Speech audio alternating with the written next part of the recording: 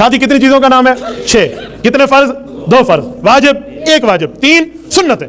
फर्ज के बगैर निकाह नहीं होता, वाजिब के बगैर हो जाता है लेकिन उसे पूरा करना जरूरी होता है, और सुन्नत के बगैर निकाह हो जाता है लेकिन सवाब कम हो जाता है। बस तो 6 चीजों का नाम है। नंबर 1 पहला फर्ज ईजाब और कबूल, जिसे कहते हैं ऑफर और एक्सेप्ट। बच्ची दी है जी ली है, कबूल है जी कबूल, ईजाब कबूल, ये फर्ज है, इसके बगैर निकाह नहीं होता।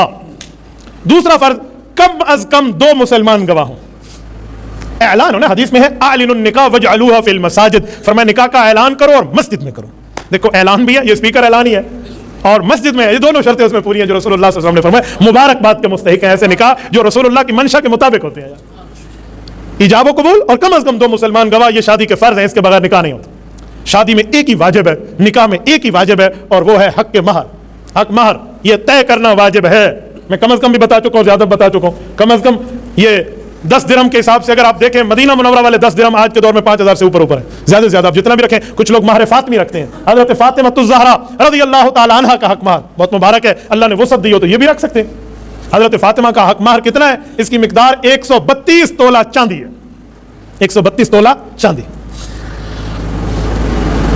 2 और 1 वाजिब, 3 हो गया। 3 सुन्नतें हैं निकाह में।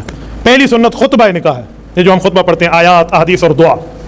दूसरी सुन्नत रसूलुल्लाह सल्लल्लाहु अलैहि वसल्लम के पास छुआरे मौजूद होते, आप अलैहिस्सलाम बड़े प्यार से उठाकर लोगों पर ऐसे निसार कर देते, फेंक देते, बड़े आराम और प्यार से, वगा के कहते आग कितनी मारना, ठीक है, बड़े आराम से आप अलैहिस्सलाम यूं।